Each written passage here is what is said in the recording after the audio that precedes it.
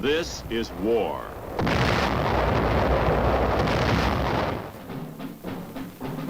War and its masses. War and its men.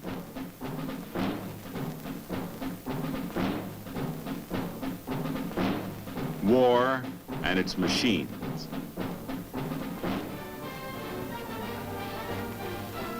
Together they form the big picture.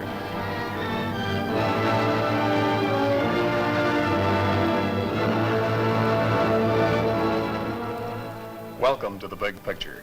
I'm Captain Carl Zimmerman. The Big Picture is a report to you from your Army, an Army committed by you, the people of the United States, to stop communist aggression wherever it may strike. The Big Picture during the next 13 weeks will trace the course of events in the Korean campaign, with first-hand reports from our combat veterans and film taken by combat cameramen of the Army Signal Corps. These are the men who daily record on film the big picture as it happens, where it happens. Today, the big picture brings into focus the first 40 days in Korea. It was the beginning of the fighting there, when every ridge was a heartbreak ridge. Let's go back to June 1950, when our troops felt the first thrusts across the 38th parallel. The story is best told in the language of the soldier who was there.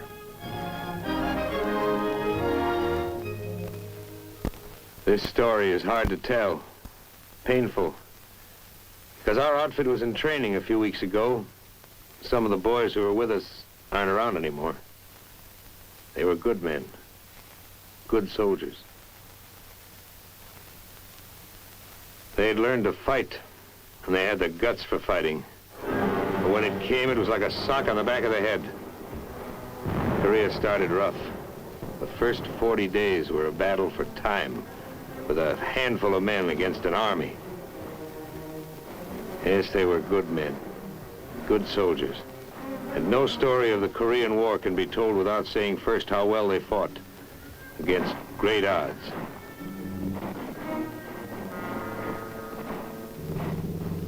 In the beginning, there were only a couple of companies from the 24th Division. No brass bands at the airport. A few days before, some of us had been in cities, spending leave time at Fuji, something like that. We weren't scared. We didn't know. We got stuff out of the planes. We moved out. Nobody said, "This is it." Nobody said, "You have arrived in Korea to beat back 5 North Korean communist divisions." Somebody did say, "We're here to delay the Reds. Okay, let's go." About 10% of us were veterans.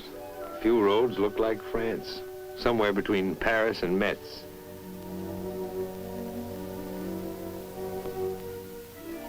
Mostly the soldiers were young, no battle experience. They smiled a lot. They made the whole lot of us look like good-natured Yanks, glad to see a new town. Now, some of these boys enlisted to travel. But whoever sees travel posters about Korea, relax, come to the land of the morning calm.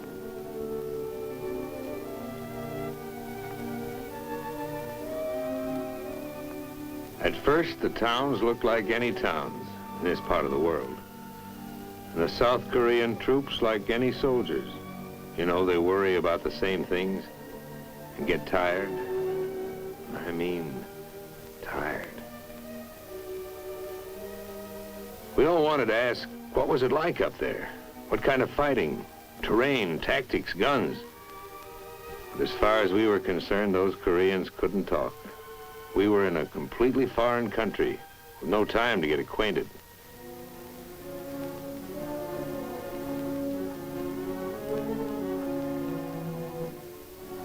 They emptied a town, hardly a thing left.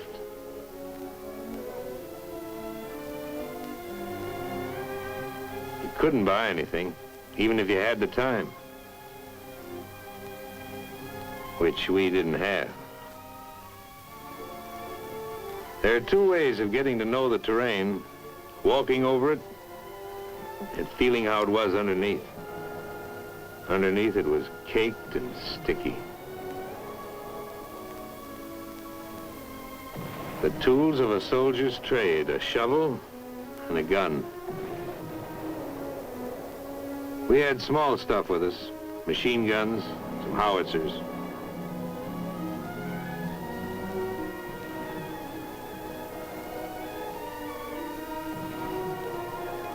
It was hard to believe.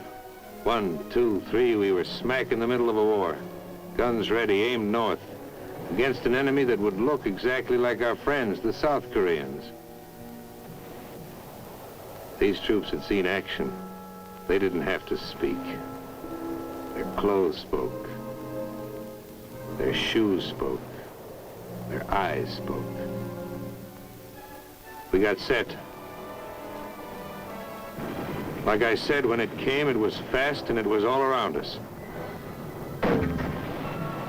They threw everything at us. We answered. We went ahead. It was like D-Day, with no warning. Those kids, they became veterans overnight. Tough, hard, nervy. They moved as if they'd been with us all through Germany. There were too many North Koreans with too much heavy equipment, especially tanks. What can men with guts do against tanks? A bazooka was some defense, but there were too many tanks and too few bazookas. Day after day, it was pull back and fight again. There were too many of them. You wouldn't know where they'd come from. The rice paddies would lie quiet. We'd hide in the shadows, trying to look like a hut or a cornfield or a rice paddy. Concealment was one of our weapons. There were too many of them. The boys pulled back, tired as dogs. Because whenever they'd meet the Reds head-on, the Reds had enough men to fight us on the front and on our flanks, too. We knew it, and it was hard to face. We were hurting.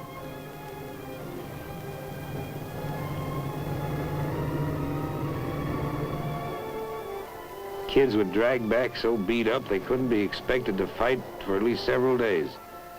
Instead of a week at a rest area, we grabbed an hour anywhere.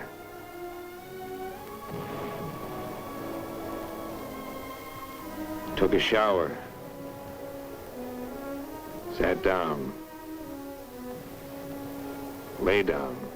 Seemed like the greatest pleasure in life was to give the feet a chance to breathe.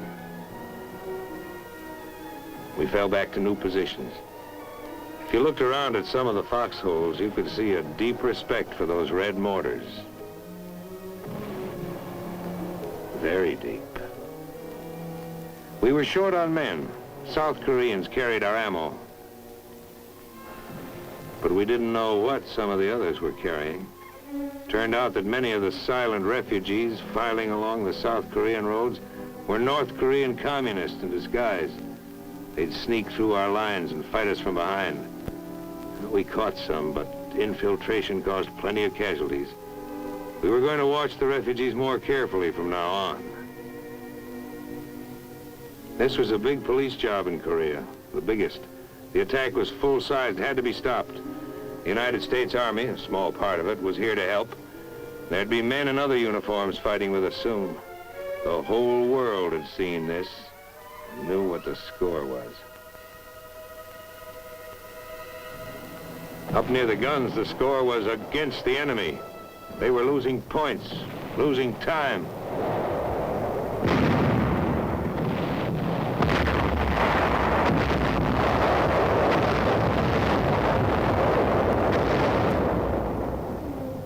There were tough decisions, but we had leaders who could make them. General Walker and General Dean. Yes, our outfits were winning.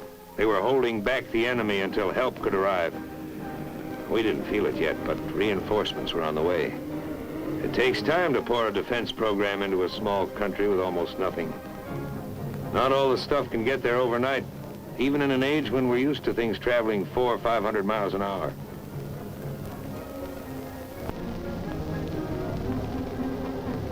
Oh, we needed tanks and jeeps soon. If some of the boys at the front could have heard the winches grind at the port, that would have been sweet music. And if something, television maybe, could have shown us the soldiers who were going to fight with us soon, maybe it would have been easier. As it was, the outfits in the foxholes needed every half-track and howitzer and tank they could get, and more, and the men to go with them.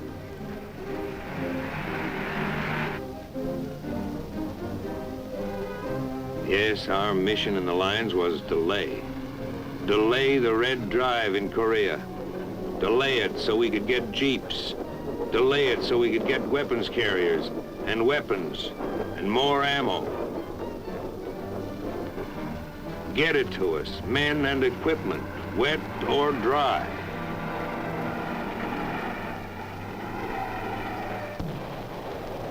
Because it was still rough going for us. And it would stay that way for months, maybe longer, until enough men would be in Korea to strike back. Yes, it was Operation Delay.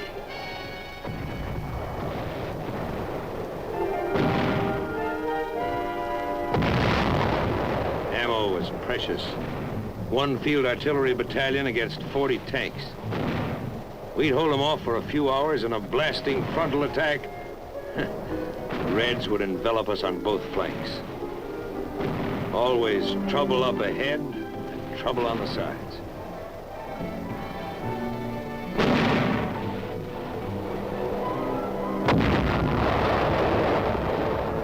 We drew back south of the Kum River, burned our bridges behind us.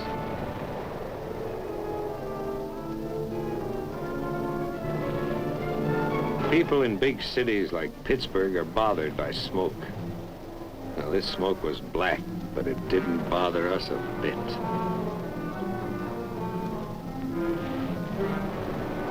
Yes, smoke can look good when it's where you want it. There were plenty of times when the smoke was too close.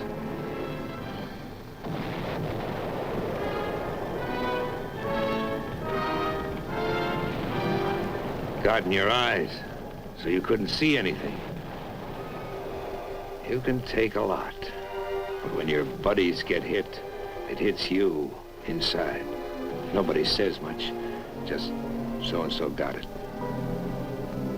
Or so-and-so has been evacuated, he'll be okay. Or so-and-so's been evacuated. Back of us, units from the 25th Infantry Division and the 1st Cavalry Division were unloading now, with baggage. All of it first class, urgent.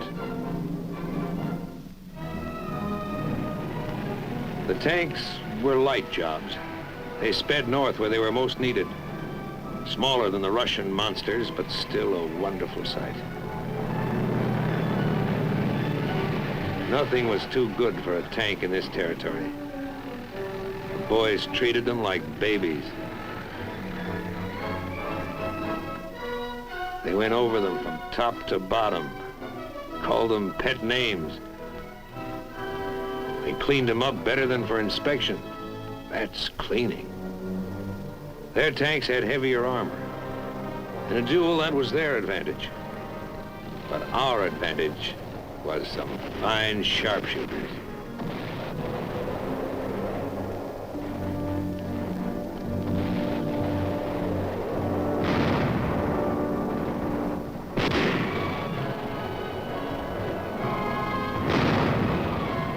They had giants. We had giant killers.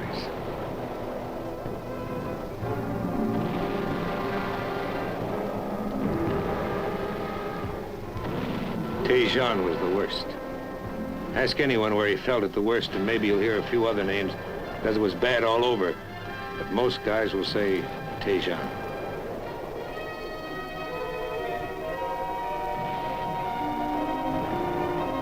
Some places we were just outnumbered. But in Tejon, we were outnumbered, outgunned, out-tanked, and outflanked.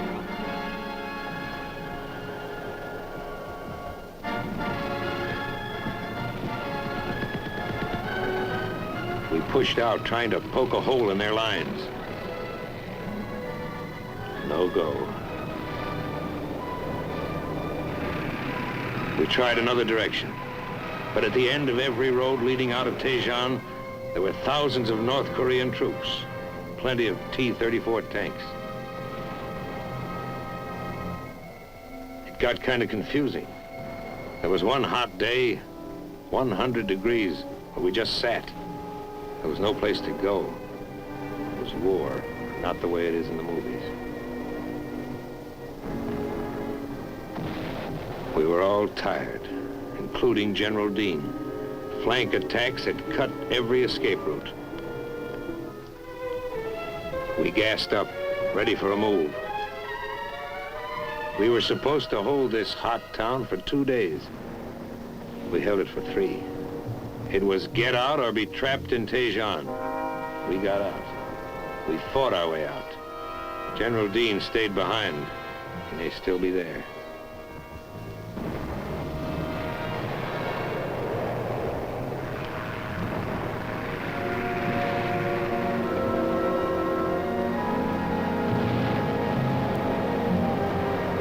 It was a bad road out of Tejon. Some guys didn't make it.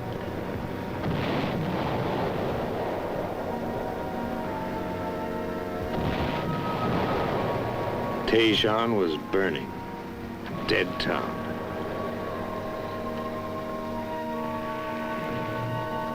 The men who got out were heroes.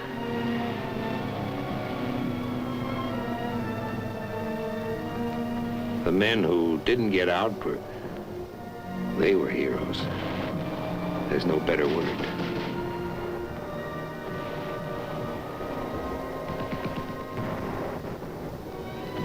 By this time, the new outfits were in the lines. Fresh, ready to shoot. Everything set just right. Nice to hear the steady crump of your own mortars. Even nicer to hear the howitzers slamming them out. Together, they're terrific.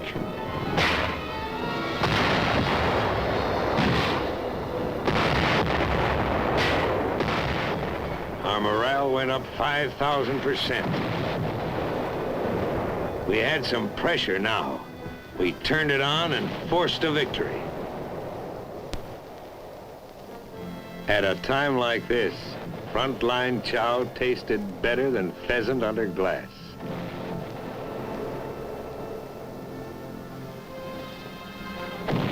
The rally was short. One outfit might do okay for a day, but on that same day, 5 other sections of the front line would be feeling the enemy's hard blows, the envelopments, the infiltrations. Some of our strongest attacks were by patrols, small groups battered by the enemy, beaten by the mountains, falling down tired.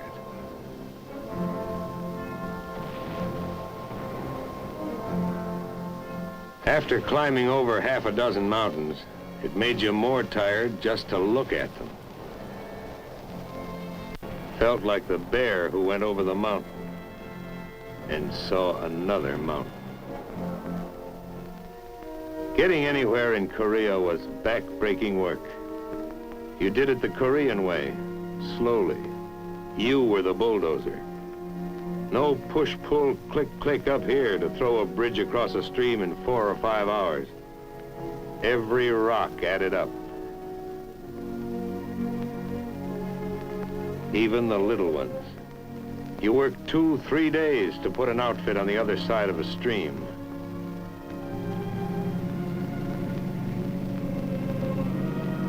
The rainy season and the Korean super highways didn't help us get around. Wherever we went, we built our way. It was no good having any drag with the engineers. They had their own troubles. You were the engineers. In this battle, you did everything. Build, fight, hold, pull back, and destroy.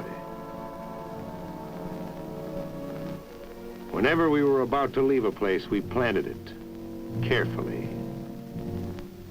TNT. Planted it not deep, just deep enough so it would come up the way we wanted it to. The better you plant it, the better it comes up. A second story job. This kind of gardening went on quite frequently. Very relaxing work. We were going to stall them up and down the whole front.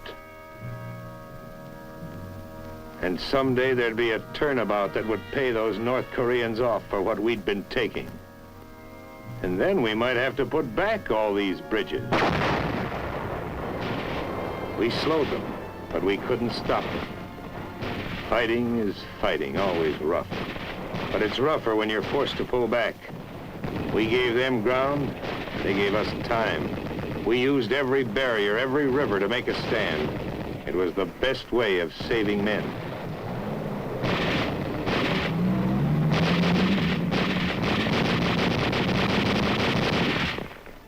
They beat us back to the Naktong, but we got there early enough to make it across.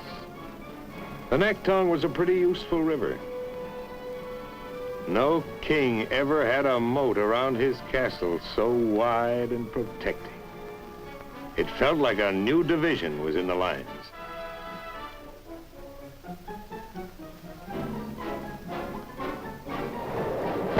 Plenty of outgoing mail went across the Naktong River.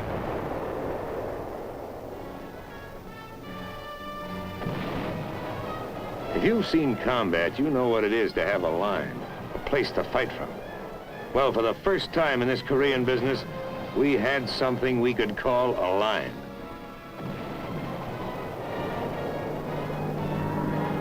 All during the fighting, we had air power.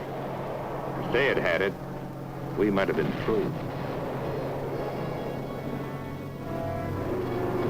Air power did plenty of damage to everything the enemy had and wanted to bring up. Those guys flew so low, they should have had bayonets on their propellers.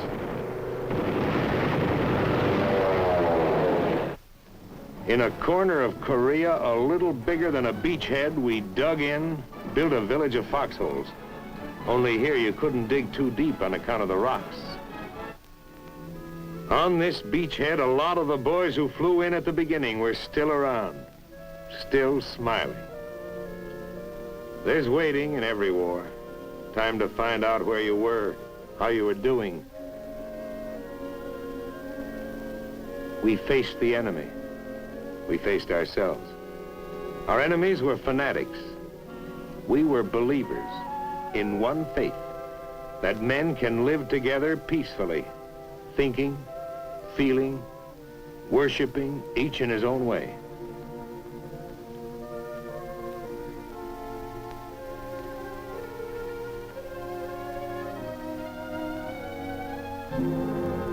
You couldn't think about anything for very long when you were planning new moves, new delaying tactics. We pulled down the bridges. We wrecked the roads. The steep hills around us were rugged. We'd made them more rugged for the enemy. Beyond our foxholes, we unwound some vines of our own with thorns. And beyond the tight ring of our perimeter, the enemy closed in, pushing us hard, threatening the death blow that would throw us back into the sea. How long could we hold? How long? The battle hung in the balance. And then swung to us.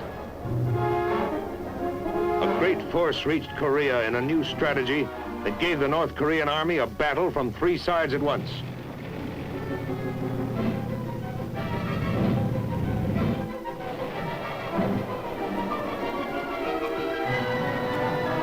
Replacements, new units, lively, ready for business.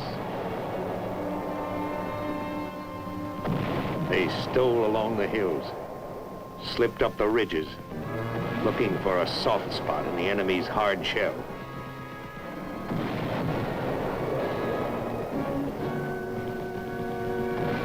We gave it to them steady, all up and down the line, all at once. The air dusty, smoky. This was what we used to get when we first hit Korea.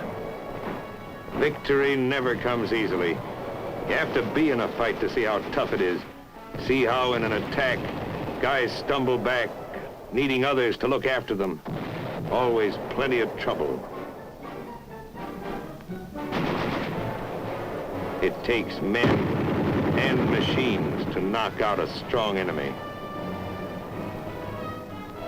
And as you go forward, you can expect to lose some of those who start out with you. Yes, some went back, their feet heavy, their steps slow. Kids who became men, men whose hollow-faced look showed that they'd been in the lines too long.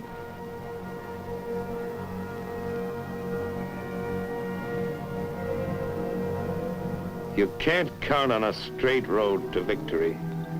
Sometimes it winds, goes down, goes up. Sometimes you're forced to detour. You could pick out the new troops. They walk different. Another outfit. But once over, they were like the fellas in our outfit when we landed.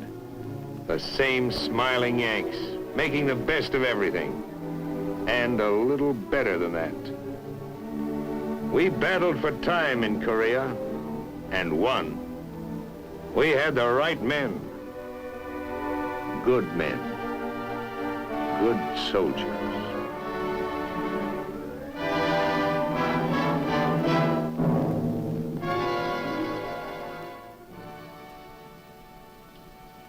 Those were the first 40 days in Korea. We took our losses, regrouped, and gained new strength in the Pusan perimeter. We held that ground despite many determined efforts to throw us back into the sea. Those North Koreans were yet to feel the strength of the 8th Army, an army that proved to be the greatest the world has yet seen. Next week, the big picture will show the turning of the tide. You'll see the fight to hold on to that Pusan perimeter. You'll see how our troops received air support from our carriers, the invasion of Walmy, and the march on Seoul. And you'll hear another report from a combat veteran who saw, as it happened, a part of the big picture. This is Captain Carl Zimmerman, inviting you to be with us then.